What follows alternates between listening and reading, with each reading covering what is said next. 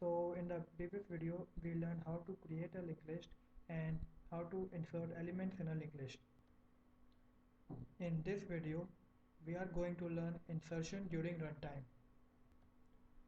So the node part of the class remains the same and the linked list part of the class is given here. So there are three ways to insert elements into a linked list. The first way is through insertion beginning, the second one is insertion ending, and the third one is insertion in a middle point or insertion in between. We have created this function insertion beginning and we are asking the user to print the number of elements that he wants to enter. The input for the number of elements is given here. Now suppose that the input given is 3. So in the first iteration it is going to print enter element, that is the element that we want to insert into the linked list. Then we are going to take the input of that element and that input is going into the node as data and that node is defined as n. So suppose that the first input that we take is 5. Now this is going to be stored in a node which is labeled as n. Now first we are going to check that whether the linked list is created or not. So I have taken self.start here, which is actually the head pointer. I have just named it as start and I have wrote a condition that when self.start is equal to none, that is when the linked list has not been created yet, so self.start will be equal to n. That is, the start pointer is going to be pointing at the node that we have created just now. So in this case, the start pointer is going to point at this node. So our start pointer is here right now. Now our loop is going to run for the second time. It is going to print enter element again and it is again going to ask for an input. So let's take 4 as a new input.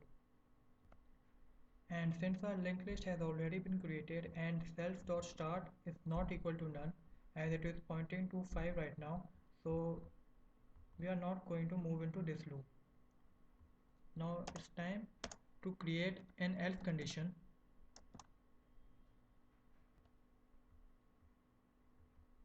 And here we see that n.next is equal to self.start.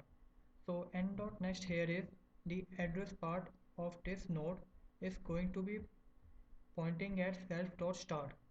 So the self.start here is right now, so it is going to connect to this node.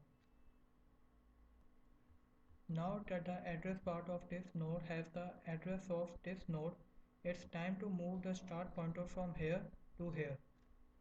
So to do that, we have written self.start equal to n. That is, self.start pointer is here and it is saying that it is equal to n. So it is now going to point here.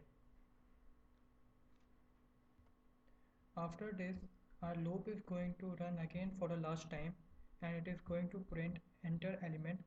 Then it is going to ask for an input. So suppose we took 3 as an input here.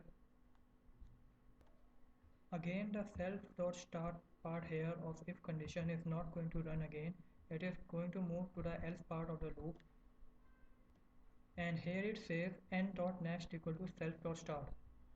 So the address part of this node is going to be pointing towards this node. And self.start equal to n. So self.start was here, now it is going to point towards this node. So with this, our linked list is created now and the start pointer is pointing towards the first node of that linked list.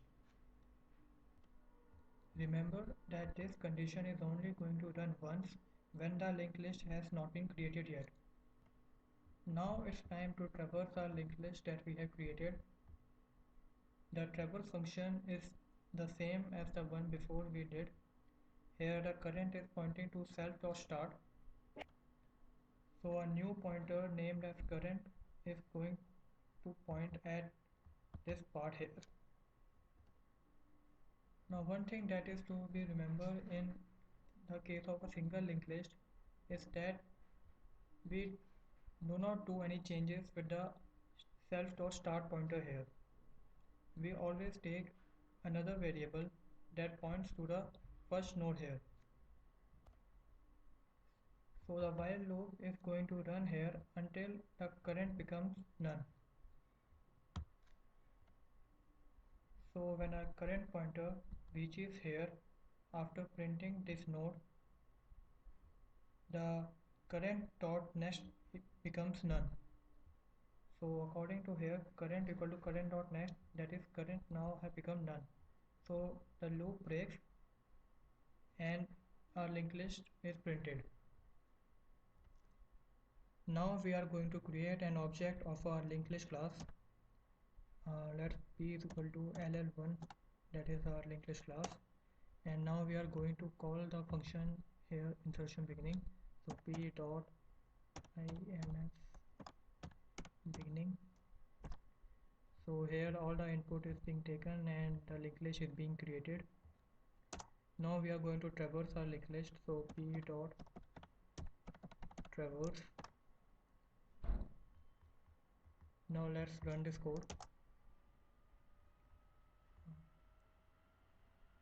Here it says that insertion beginning missing one required positional argument self. So let's see. Let's try to run it again. Yeah. So it is asking for enter number of elements. So suppose we take 3. Now it is asking for the element number. So I am taking 5 here. Again it's 4, then 3.